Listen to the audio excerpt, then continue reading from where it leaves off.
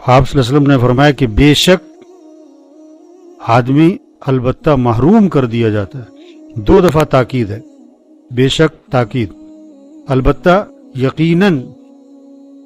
اللہ کے نبی کی بات ہے ہی پکی، لیکن جب 2 دفعہ اس پر آپ نے تاکید کے لفظ بولے، اس کا مطلب ہے یہ بات بہت ہی زیادہ مضبوط ہے. آپ نے کہا کہ بے شک آدمی البتہ محروم کر دیا جاتا ہے اس رزق کی وجہ سے، اس گناہ کی وجہ سے جو وہ کرتا ہے. کوئی رزق اس کو ملنا ہوتا ہے، کوئی خوشی، کوئی نعمت، کوئی انعام، کوئی فائدہ، کوئی نفع کی چیز، لیکن یہ کوئی گناہ کر بیٹھتا ہے، اس گناہ کی وجہ سے اس رزق سے وہ کیا کر دیا جاتا ہے؟ محروم کر دیا.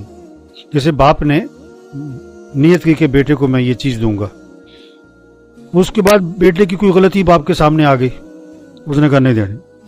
ہوتا ہے کہ نہیں ہوتا ہے؟ کسی کمپنی میں ایک آدمی ملازمت کرتا ہے، کمپنی والوں نے اس کی ترقی کا سوچا ہوتا ہے، لیکن اس کی کوئی غلطی پکڑی جاتی ہے تو اس کی ترقی پھر کیا ہوتی ہے؟ روک دی جاتی ہے نا. تو اللہ کی طرف سے کوئی فائدہ کسی کو ملنا ہوتا ہے، کوئی نفع، کوئی خوشی، کوئی اس کا مسئلہ پھنسا ہوا تھا وہ حل ہو رہا ہوتا ہے، لیکن یہ کوئی گناہ کرتا ہے، اس گناہ کی وجہ سے اس نعمت سے کیا کر دیا جاتا ہے؟ محروم کر دیا. وہ نفع نہیں ملتا، وہ خوشی نہیں ملتی، وہ کام اس کا اور اٹک جاتا ہے.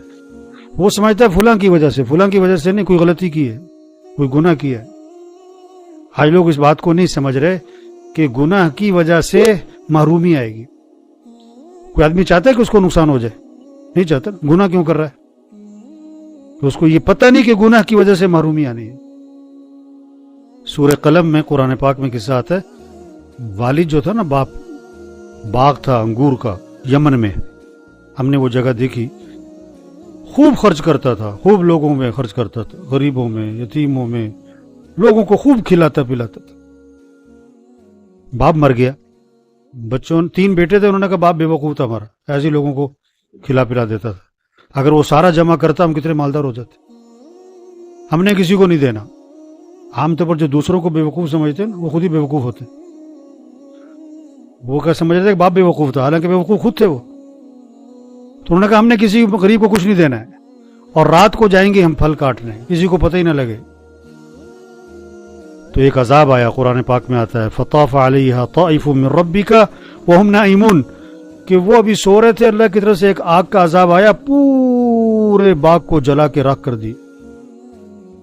جب وہ وہاں پہنچے تو انہیں باغ نظر ہی نہیں آیا. وہ سمجھے راستہ بھول گئے، دائیں بائیں ہو کے دیکھا، انہوں نے کہا نہیں راستہ نہیں بولے، اللہ کا عذاب آیا.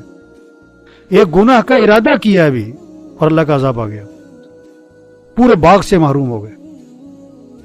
تو دیکھو یہ بات سب کو سمجھانی ہے، یہ بات سب کو، کہ گناہ کی وجہ سے کیا ہوگا؟ بولو. رزق سے محرومی ہوگی، نفع سے محرومی ہوگی، خوشی سے محرومی ہوگی، کوئی نقصان ہو جائے گا. آدمی نہیں چاہتا نقصان ہو، لیکن گناہ سے نقصان ہوگا یہ اس کی سمجھ نہیں ہے. آدمی نہیں چاہتا میں خوشی میرے سے چھین جائے، کوئی نعمت میرے سے چھین جائے، نہیں چاہتا، لیکن گناہ سے خوشی چھین جائے گی یہ اسے پتہ نہیں.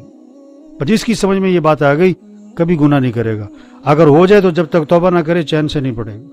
یہ سمجھ اگر لوگوں میں پیدا ہو گئی، معاشرے سے گناہ کیا ہو جائیں گے؟ ختم ہو جائے. تو یہ بات دوسروں کو سمجھانی ہے. ٹھیک ہے نا جی؟ الحمدللہ رب العالمین.